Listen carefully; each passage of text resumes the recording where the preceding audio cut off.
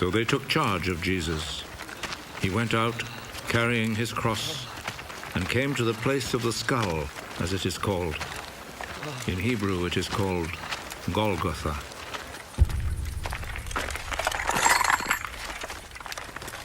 There they crucified him, and they also crucified 2 other men, one on each side, with Jesus between them.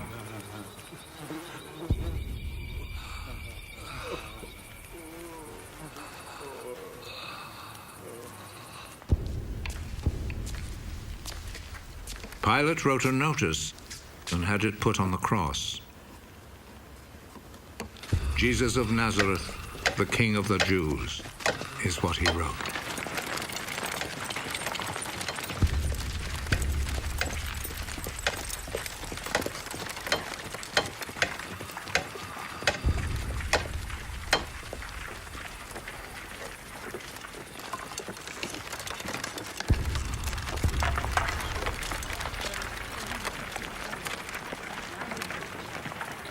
Many people read it because the place where Jesus was crucified was not far from the city. The notice was written in Hebrew, Latin, and Greek. The chief priest said to Pilate, "Do not write the King of the Jews, but rather..." This man said, "I am the King of the Jews." What I have written stays written.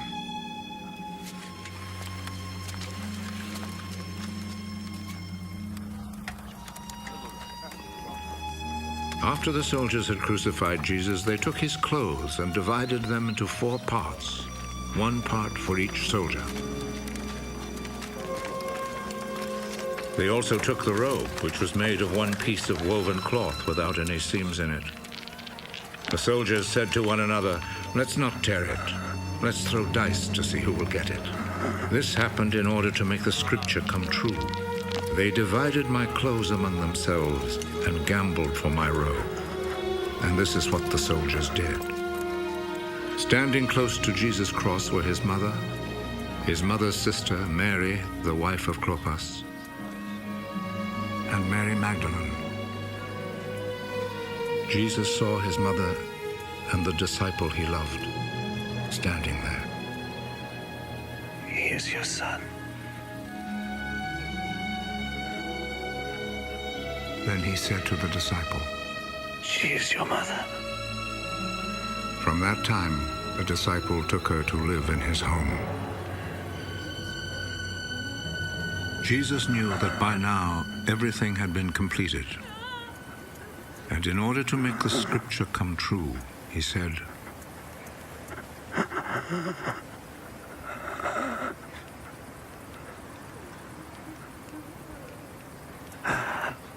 "I am thirsty."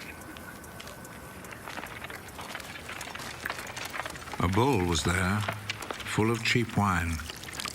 So a sponge was soaked in the wine, put on a stalk of hyssop, and lifted up to his lips.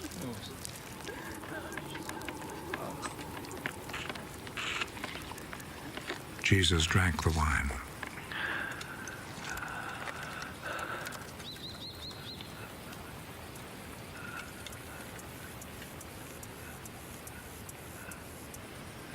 "It is finished." Then he bowed his head and gave up his spirit.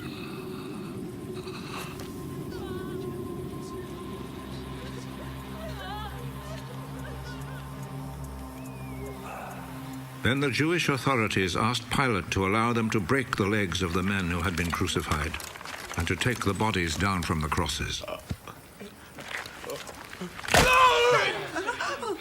They requested this because it was Friday, and they did not want the bodies to stay on the crosses on the Sabbath, since the coming Sabbath was especially holy. So the soldiers went and broke the legs of the first man, and then of the other man who had been crucified with Jesus. But when they came to Jesus, they saw that he was already dead, so they did not break his legs. One of the soldiers, however, plunged his spear into Jesus' side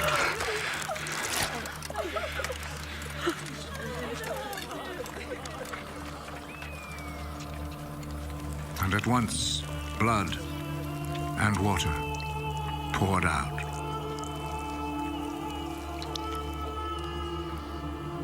The one who saw this happen has spoken of it, so that you may also believe. What he said is true, and he knows that he speaks the truth.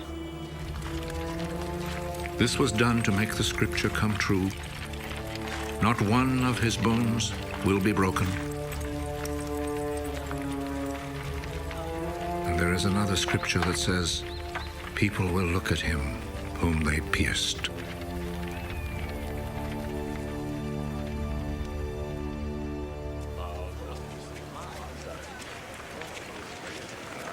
After this, Joseph, who was from the town of Arimathea, asked Pilate if he could take Jesus' body.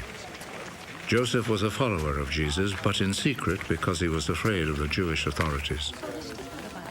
Pilate told him he could have the body, so Joseph went and took it away.